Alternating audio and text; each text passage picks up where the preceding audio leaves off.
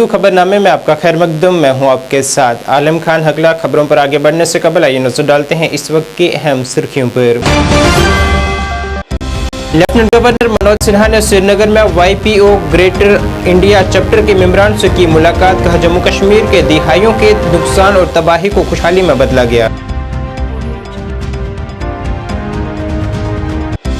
Civil engineer graduate association ने 880 graduate engineer को मुस्तकिल करने के लिए LG इंतजामिया का किया शुक्रिया अदा। हुक्मनामे को दिया तारीखी करार।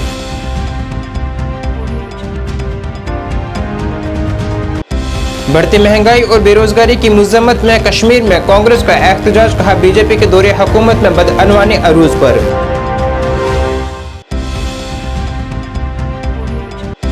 और BSF के 115 नए भर्ती हुए कांस्टेबल की मुनक्कद हुई passing out parade. Kashmir frontier IG रहे मेहमान खसूसी।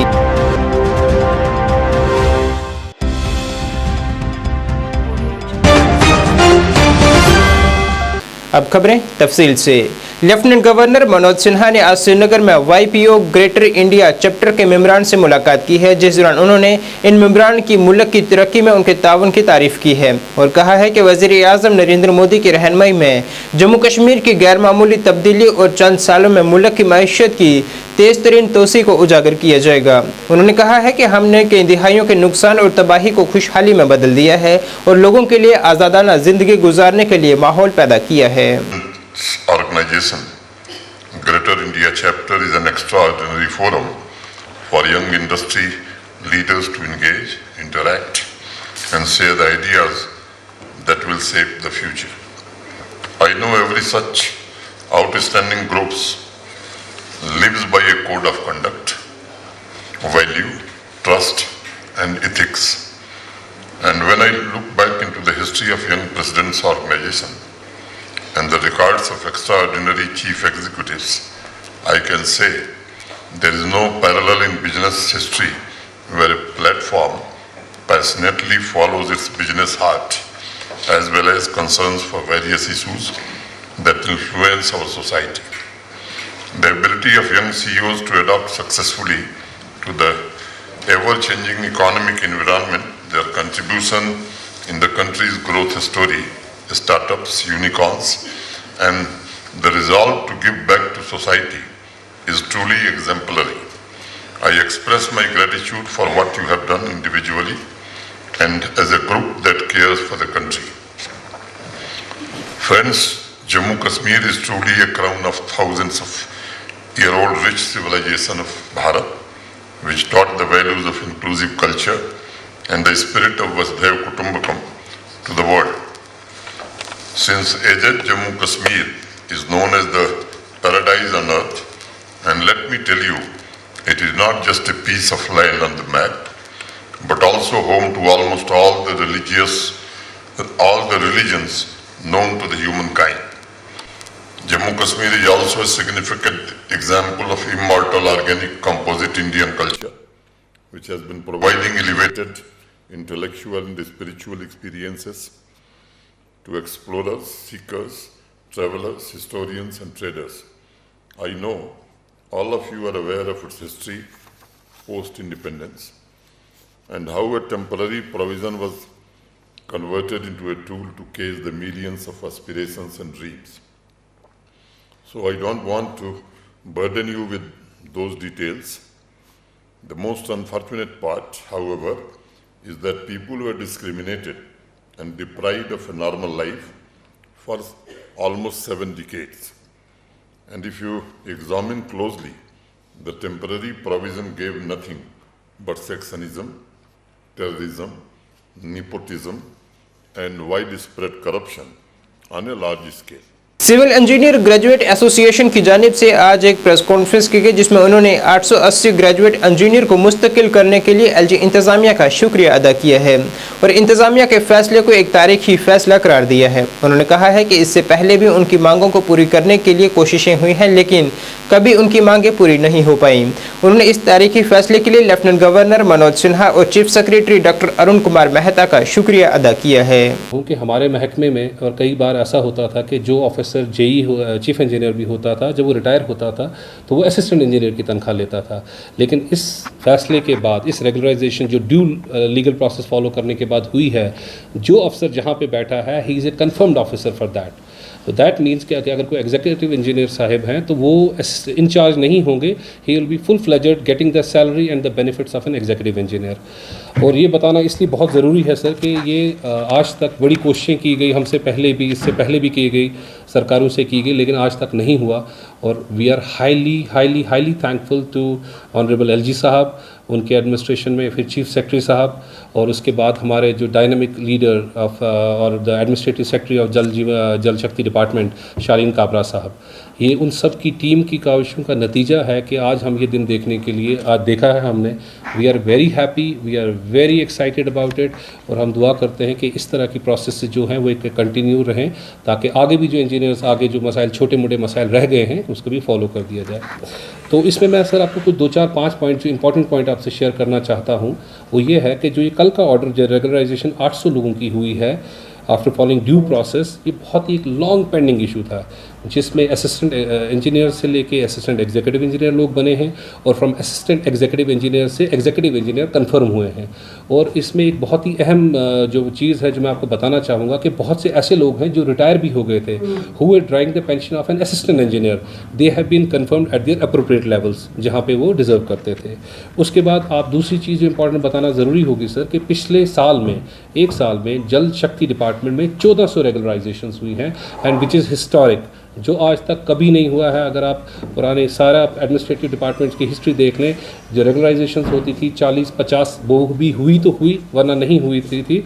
और इस समय पिछले 1 साल में 1400 इंजीनियर्स को रेगुलराइज किया गया है डिफरेंट लेवल्स। और इससे एक इम्पॉर्टेंट चीज़ जो सामने आई है, जो आप खुद भी नोटिस करेंगे आगे वाले दिनों में, कि जो इंजीनियर्स हैं they are feeling very motivated, they have high morale to work with zeal, zest and integrity. और इंशाल्लाह आगे वाले दिनों में अगर आप JJM को लेके देखें तो JJM हैज़ पिक्ड अप, और engineers are working in double shift now to achieve the goal of the government, कि इसको JJM को एक टाइम बाउंड मैनर में जो इम्प्लीमेंट करना है, हमारे इंजीनियर साहिबान डबल शिफ्ट में करेंगे, और हम गवर्नमेंट का हर हाल में साथ देंगे, हर मुश्किल हालात में भी साथ देंगे, whether that means even working extra hours for this.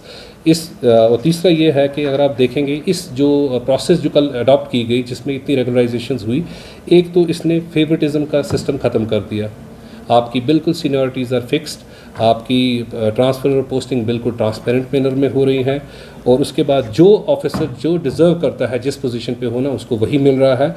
और जो प्रोजेक्ट्स इन जल शक्ति डिपार्टमेंट, जो स्पेशली मैं उनकी बात करूँ, तो they are heading towards their accomplishments in a time bound manner. तो इंशाल्लाह आप देखेंगे कि इंजीनियर्स अपना जी जान लगाएंगे कि जो गवर्नमेंट का फोकस है और जो गवर्नमेंट की कमिटमेंट्स हैं, वो कमिटमेंट्स को टाइम बाउंड मैनर में कंप्लीट करेंगे। तो अगर मैं आपको एक छोटा मोटा आपको आगे की डिटेल भी बताऊं कि individually what has happened at different levels, तो I will just like to share with you. Congress नौजवान शाख की जानिब से श्रीनगर में एक एहतजाज किया गया। ये एहतजाज उन्होंने बढ़ती महंगाई और बढ़ती बेरोजगारी की मजम्मत में किया है।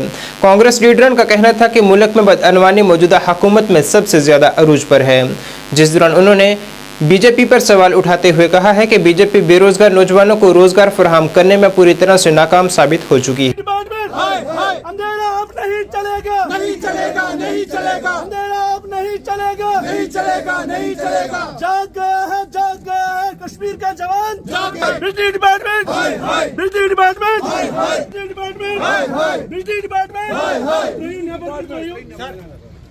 बीजेपी हमसे डरता है, पुलिस को आगे करता है, बीजेपी हमसे डरता है, पुलिस को आगे करता है, बीजेपी हमसे डरता है, पुलिस को आगे करता है, बीजेपी हमसे डरता है। शाही नहीं चलेगी, तानाशाही नहीं चलेगी, बीजेपी गुंडागर्दी नहीं चलेगी। लोगों को जल्द से जल्द दिया जाए।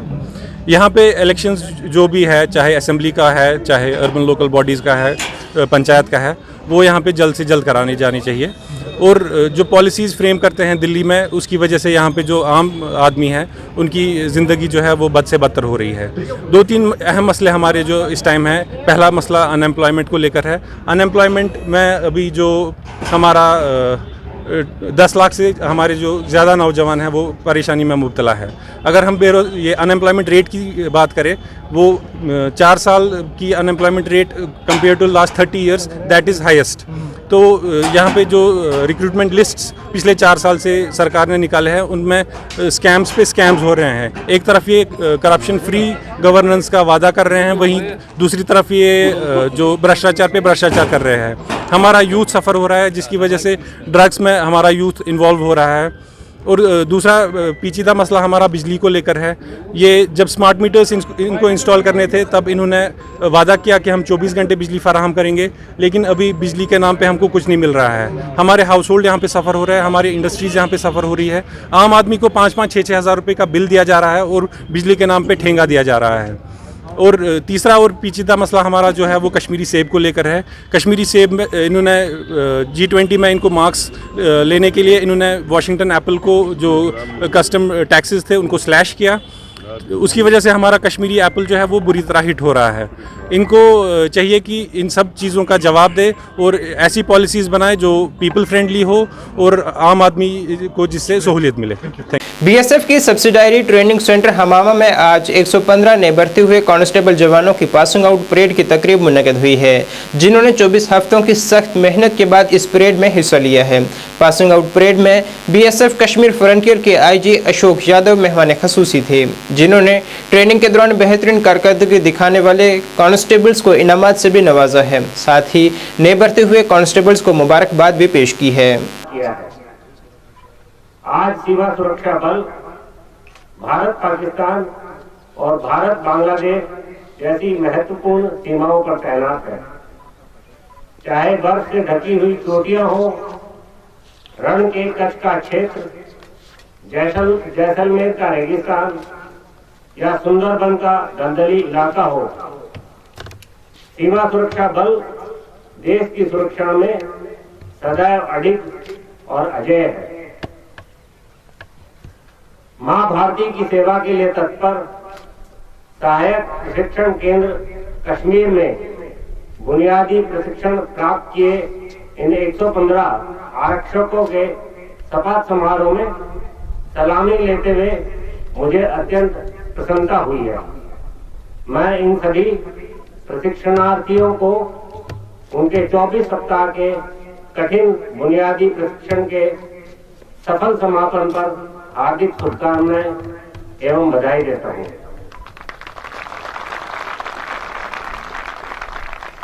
मुझे विश्वास है कि आपको अव्वल दर्जे का प्रशिक्षण दिया गया है, जो आपके कठिन परिश्रम और निष्ठा से ही संभव हो पाया है। सभी वर्दीधारी बलों में शपथ समारोह का पल एक ऐसा अनूठा पल होता है जो जीवन भर के लिए हृदय में स्मृति रूप में याद रह जाता है। आज शपथ लेकर आप सभी आरक्षक जीडी के रूप में सीमा सुरक्षा बल में महत्वपूर्ण कड़ी के रूप में शामिल हो गए हैं। मुझे यह भी उम्मीद है कि आप हर परिस्थिति में खरे उतरते हुए न केवल सीमा सुरक्षा बल अपितु देश का नाम भी रोशन करेंगे।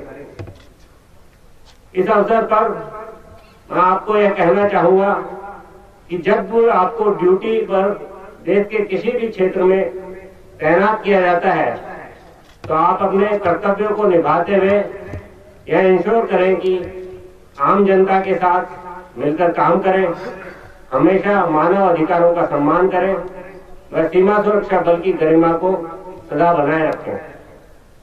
इस अवसर पर मैं आपके गौरवान्वित माता पिता व परिवारजनों को भी हार्दिक बधाई देता हूं, जिन्होंने आपको देश सेवा हेतु प्रेरित किया है।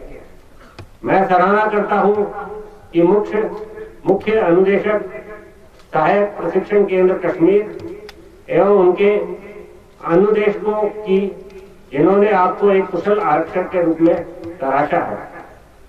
साथ ही मैं उन पारितोषिक विजेताओं को भी बधाई और शुभकामनाएं देता हूं, जिन्हें आज विभिन्न क्षेत्रों में उत्कृष्ट प्रदर्शन के लिए पदकों से सम्मानित किया गया है।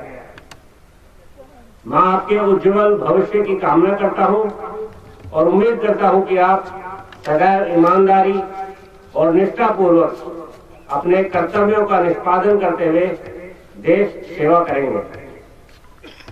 आज के इस शपथ समारोह के लिए मुझे मुख्य अतिथि के रूप में आमंत्रित कर शपथ समारोह का साक्षी बनने का अवसर प्रदान करने के लिए मैं आप सभी का आभार व्यक्त करता हूँ। अंत में मैं पुनः इस आकर्षक शपथ ग्रहण के लिए आप सबको बधाई देता हूँ तथा आपके सुखद एवं उज्जवल भविष्य की कामना करता हूँ। जय हिंद, जय भारत। शिवसेना डोगरा फ्रंट की जानिब से आज जम्मू में एक एहतजाज किया गया, जिसमें chief secretary doctor Arun Kumar Mehta की जानिब से हालिया दिनों में दिए गए बयान, जिसमें उन्होंने कहा था कि जम्मू कश्मीर में 2.5 लाख मुलाजमिन को गलत तरीके से मुलाजमत फराहम की गई है। डोगरा फ्रंट के सदर अशोक गुप्ता ने इस वाक़े की जाँच का मुतालबा किया है। फ्रंट सदर अशोक गुप्ता ने कहा है कि चीफ सेक्रेटरी को ऐसे नामों का भी खुलासा करना चाहिए ताकि सच सामने आ सके। छाया करो, कौन कौन लोग हैं उनको हटाओ, डेली वेजरों को लगाओ, है ना, बाहर धरने पर बैठे हुए। आज 100 दिन हो गए, कल 200 दिन हो गए, उनको उसकी जगह भर्ती करो। लेकिन मैं तथ्य लेकर के आया हूँ, मैं नाम बता रहा हूँ। ये देखो मेरे पास है नाम, ये देखो मैं निकाल करके बाहर लाया हूँ। एक एफिडेविट है जी, ये एफिडेविट किसने दिया, ये देख लो, रिज्यूम करो, रिज्यूम करो। Inspector general police state vigilance organisation JNK Srinagar Jammu, Alokpuri ने दिया, जूम कर लो। लिस्ट दिया साथ में, ये लो लिस्ट, वो भी लाया हूँ साथ में। Backdoor appointment made by the Mohammad Akbar Lone, Pakistan जिंदाबाद कहने वाला, सुप्रीम कोर्ट के संज्ञान में आने वाला। वो किस पार्टी का है? वो भी जम्मू वालों के इकट्ठे होकर के इंसाफ 10 तारीख को दिलवाएंगे ना।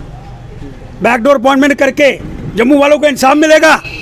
और भर्ती किन्नी है श्रीनगर के किन्ने 98%, जम्मू के किन्ने 2%, वो भी को दे सियासतदाने दे, कोदा मामा, कोदा भांजा, कोदा ताऊ, कोदी कुड़ी, ये सारी लिस्टें हैं। अगर आप मांगते हो आपको देने को तैयार हूँ। और 98% लोग श्रीनगर के लगाए रुपया लेकर के। और कल एक लेडी मैंने सुना उसका भाषण, PDP की महबूबा मुफ्ती, वो कह रही थी अगर हैं तो बाहर निकालो। मैंने बाहर कटे, एक कड्डो, मैंने 37 बाहर कटे। महबूबा मुफ्ती जी मैंने 37 बाहर निकाले। मदनी कौन है? महबूबा मुफ्ती का क्या रिश्ता है उसके साथ? शरेआम कह रहा हूँ, वो भी अपॉइंट हुआ था। उसके बाद में ये लिस्ट है मोहम्मद अकबर लोन, विधानसभा, बात समझ गए? ये कितने लोग हैं? ये उसने लगाए 28 लोग, ये 28 की लिस्ट लास्ट। उसके बाद में appointment made by the honourable speaker श्रीमान श्री ताराचंद जी, इन्हें भी लाए जनाब किन्ने 5। उसके बाद आइया ये महबूबा मुफ्ती जी मुबारक गुल, उन्हें किन्ने लाए 8। सरकार कोदी ही सर, ये सुन लो हूँ। ये सरकार 2009 में किसकी थी? ये 2009, ये 9, ये 11, एक एक चीज़ साथ में है। और वो प्रत्यारोप कर रहा हूँ, तथ्यों पर आधार पर कर रहा हूँ, मन ग्रंथ कहानी सुना करके नहीं कर रहा हूँ। 2010 के अंदर, 2009 के अंदर, 2008 के अंदर मुफ्ती साहब की सरकार नहीं थी। बम बम बोले में किसकी सरकार थी? गुलाम नबी आज़ाद गया तो मुफ्ती साहब आए, तो उसकी पुत्री ये कह रही है, क्या कह रही है? कल भाषण दे रही है और फिर ये बातें करते हैं कि हम मिल कर के 10 तारीख को जम्मू के साथ जो बेइंसाफ़ी हुई है उसके विरोध के अंदर प्रोटेस्ट मार्च करेंगे। पहले इसके विषय के अंदर उत्तर देने का प्रयास करो। ये देखो मुबारक गुल 8 ने 5 ने भी ला ले, किस किस को लगाया? अरे लाए केड़े केड़े? ये देखो, ये WWW मैन टेक्निकल पोस्ट दे दी उसको, 52,000 रुपये तनख्वाह बैकडोर अपॉइंटमेंट में। इतने कि चपड़ासी लाना हो आते आते नहीं, पहले डेली वेजर आ। डेली वेजर तू किन्ने साल हो गए, मेरी ब्याह होने वाला तां भी डेली वेजर आ। ये बैकडोर अपॉइंटमेंट लाई उड़े नहीं, वो डेली वेजर ही कोई इंसाफ देने का प्रयास नहीं करा। ये सारे ढाओ, इनकी जगह डेली वेजर लाओ, उत्था घट न। इस करिए मांग करना चाहना, मैं नाम दे रहा श्रीमान चीफ सेक्रेटरी साहब और श्रीमान LG साहब, थोड़ियाँ फोटोआं ले दियाँ करो, फोटोआं अच्छियाँ। मैं लिस्ट बाहर कड्डी है, तो उसे इंसाफ देने की कोशिश करोगे, ऐसी मुझे इच्छा है। जम्मू कश्मीर वक्फ बोर्ड की चेयरपर्सन डॉक्टर दरख्शां अंद्राबी ने आइंदा चरार शरीफ में उर्स के तनाजुर में ज़ायरीन के लिए किए जा रहे इंतजाम का जायज़ा लेने के लिए एक मीटिंग की सदारत की है। इस मीटिंग में ज़िला इंतजामिया बडगाम के आला ऑफिसरान ने भी शिरकत की है और उन्हें मीटिंग में हिदायत की गई है कि वो तमाम तर इंतजाम को कबल अज़ वक्त यकीनी बनाएं। स्ट्रीट जो आपकी स्ट्रीट लाइट्स हैं एसडीएम साहब, क्योंकि लोग फिर हमें शिकायत करते हैं कि इसमें जो सड़कों वाला है, उस सिलसिले में हमने एडमिनिस्ट्रेशन की मीटिंग बुलाई थी ताकि वहाँ हैसल फ्री सारी फैसिलिटीज़ मिले। वक्फ बोर्ड अपनी जानिब से बहुत कोशिश कर रहा है, हमारे लोग भी, मगर इसमें एडमिनिस्ट्रेशन का होना लाजमी होता है क्योंकि डिप्टी कमिश्नर ऑफिस से लेकर ARTO, क्योंकि ट्रांसपोर्ट का होना लोगों के लिए बहुत लाजमी है। उस वक्त हैसल फ्री मूवमेंट भी हो जाए, कहीं वाटर सप्लाई, आपके यहाँ पे बिजली की सप्लाई और बाकी चीज़ें जो वहाँ दरकार होती हैं, उनके लिए हमने सारे एक्सीएन साहबों से बात की, क्योंकि वहाँ पे ये भी नहीं होना चाहिए कि सड़क जैसे ख़राब हो, मैगडमाइज हो। ये सारी चीज़ें हमने तय की और इंशाअल्लाह रहमान ये सारी चीज़ें लोगों को मिलेंगी और कोई भी प्रॉब्लम वहाँ पे नहीं होगी। इसलिए लोग आएंगे क्योंकि हमारे शेखुल आलम रहमतुल्लाह साहब के साथ जो अकीदत लोगों की है वो बरकरार रहे। अल्लाह करे वहाँ से हमें रहमतें मिलें और हम आपके ज़रिए से लोगों को कहेंगे कि वहाँ जब पोशाक बंदी भी होगी और उर्स मुबारक मनाया जाए, सारे लोग आए क्योंकि अब अमन है, खुशहाली है और इसी में हमारे PDP ने अल्ताफ बुखारी के हालिया बयान की मजम्मत करते हुए कहा है कि वक्फ बोर्ड को PDP के दौरे हुकूमत में यहाँ वजूद में लाया गया था। PDP senior leader Rauf Bhatt ने कहा है कि कुछ लोग यहाँ के इदारों को तबाह करने की कोशिश कर रहे हैं। उन्होंने मांग की है कि यहाँ सियासी अमल का आगाज़ होना चाहिए। एक मुसलमानों का इदारा है, ये अवाम का इदारा है, उम्मत का इदारा है। ऐसा नहीं हो सकता है कि आज एक प्राइवेट लिमिटेड कंपनी आएगी तो कल दूसरी टेक ओवर करेगी। हमने जो किया है वो सबके सामने आया है। हमने बीबी हलीमा जो नर्सिंग कॉलेज है उसको लाया, मुफ्ती साहब के वक्त में वो यहाँ इंट्रोड्यूस किया हमने PDP सरकार ने, कि जब को आपको पता होगा कि यहाँ कोई BSc नर्सिंग कॉलेज नहीं था। हमने मुस्लिम यूनिवर्सिटी जो हमारी इस्लामिक यूनिवर्सिटी यहाँ है उसको जो है हमारे वक्त में जो है बनाया गया, हमने बनाया। उसके बाद गुलाम शाह बादशाह जो यूनिवर्सिटी बनी वो हमने बनाई। उसके बाद आप देखो कि हमने जिनके घर में कोई मेल मेंबर नहीं होता था उनको हमने जो है बिल्कुल राशन दी फ्री, 1 साल के लिए राशन फ्री दी थ्रू जो है फूड एंड सप्लाईज। वहाँ हमने जो है 1 साल के लिए उनका पैसा रखा था वहाँ, और उनको टोकन देकर वो राशन डिपो पे जाकर वो अपनी राशन हर महीने लेते थे। तो इससे ज़्यादा हम क्या कर सकते थे? हमने जो किया वो सबके सामने आया है। हम ये समझते हैं कि आज जो हो रहा है हर चीज़ पे जो है टेक ओवर जो है गवर्नमेंट कर रही है, जिस तरह जो है यहाँ इंस्टीट्यूशंस को तबाह किया जा रहा है वो सबके सामने है। आज यहाँ देखिए ह्यूमन राइट्स कमीशन को जो है वापस भेजा गया, यहाँ कोई बात नहीं कर पा रहा है, सबके साथ जो है नाइंसाफियाँ हो रही है।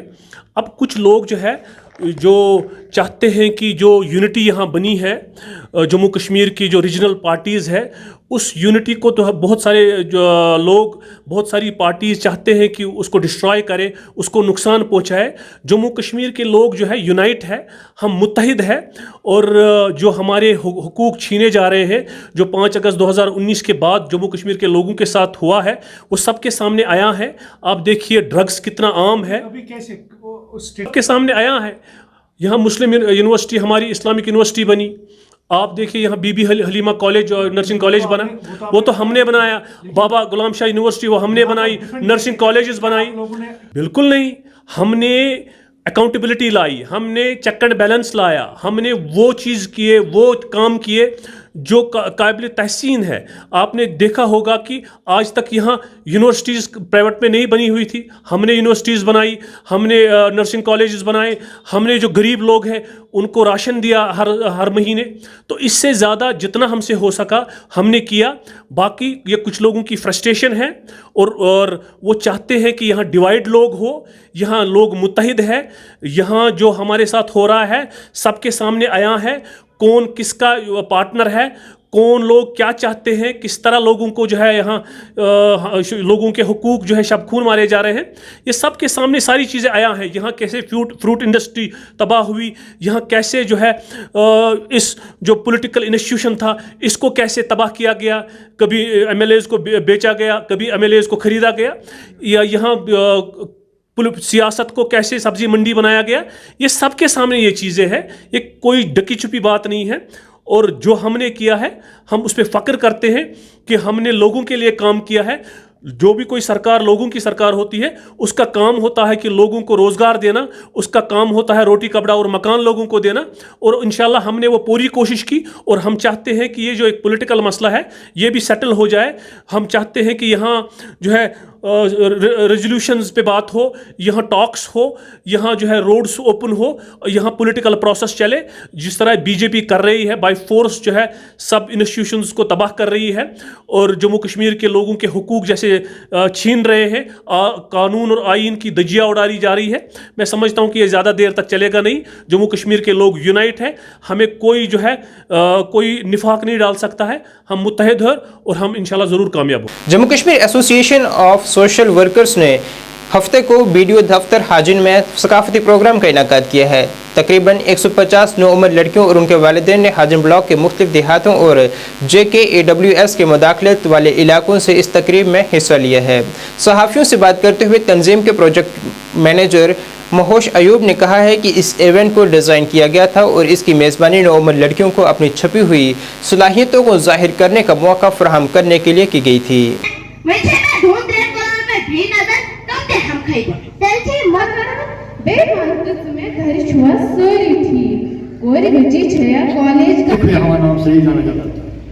आज शायद मैंने दूसरों से सुना, पता नहीं था खुद को कि ये खुयामा कहाँ पर है। खुयामा मेरा हकबारा है, आपका हाजिन है। हमारे बिल्कुल साथ अभी तक खड़े थे और वो पर्सनालिटीज, वो ऑफिशियल्स जिन्होंने जब भी हमने अप्रोच किया तो they were there with us for us. Logical angle है regarding the family life, social life, religious life. वारिया ज़्यादा सपोर्ट मिलान अमि सह ब्रूस कर ना तो हेक्यो क्या कर, मतलब अगर कोर फुट तो मतलब दबा ना बस कहीं, मगर सेंटर मैम नाजिया मैम, उल्फत मैम, मेरी मैम उल्फत मैम, उसने मुझे बहुत स्ट्रॉन्ग बनाया। सह मे वन चे क्या तो कर, छक ब्रो कुन पाकुन, मोन शौक मोन ख्वाबन करा पूर, दबा चे क्या तो कर। तो जैसे आप लोग जानते हैं हम पिछले कुछ टाइम से एक सीरीज़ ऑफ प्रोग्राम हमने स्टार्ट किए हैं जहाँ पर हम लड़कियों की तालीम, लड़कियों की अहमियत पे बात कर रहे हैं। तो इस रिगार्डिंग हमने पिछली बार बांडीपुरा में भी यंग वुमेन अचीवर्स को रिवार्ड करने के लिए प्रोग्राम किया था और इस बार हमारा प्रोग्राम हमारे कल्चर के साथ जोड़कर हमारी लड़कियों का क्या रोल है, हमारी लड़कियों के क्या बीत रही है और उनके क्या हुकूक और उनके क्या राइट्स हैं और कैसे हम उनको अगर मौका दें कि वो कैसे सामने आकर कैसे वो अपने टैलेंट्स, अपने हुनर को लोगों के सामने पेश कर सकते हैं। मौका मिले तो वो एक लड़के से कम नहीं है। तो ज़्यादातर हमारा फोकस इस चीज़ को लेकर था। तो हमारा जो ये प्रोग्राम है, हमारा कूर्च नूर करके प्रोजेक्ट है, ये प्रोग्राम हमारा पिछले 2.5 साल से चल रहा है। ये हमारा हाजिन ब्लॉक में हमारे अराउंड 15 गाँव में हमारा प्रोग्राम चल रहा है, जहाँ पर हम अलग अलग लेवल पर लोगों की लड़कियों के तालीम को लेकर, लड़कियों के हुकूक को लेकर काम कर रहे हैं और इसी के सिलसिले में एक प्रोग्राम था। Additional deputy commissioner Ganderbal Mehrajuddin Shah ने हफ्ते को रोज़ ट्रामा अस्पताल कंगन का अचानक दौरा किया है और वहां चल रहे कामकाज का जायजा लिया है। ट्रामा अस्पताल कंगन के दौरे के दौरान ADC ने मरीजों को फराहम की जा रही सहूलियात के मुतल्लिक दरियाफ्त किया है और हाजिरी रजिस्टर और अद्वियात की सप्लाई सूरत हाल का भी जायजा लिया है। इस दौरान SDM कंगन जावेद अहमद राथर भी उनके हमरा थे। एक हफ्ते के बाद मेरे ख्याल से सारी चीजें आएंगी, इट विल बी फंक्शनल। तो मतलब ब्लीड तो नहीं करवाएंगे, ट्रांसफ्यूज सिर्फ करना है, ट्रांसफ्यूजन दे सकते हैं। ये भी कीजिएगा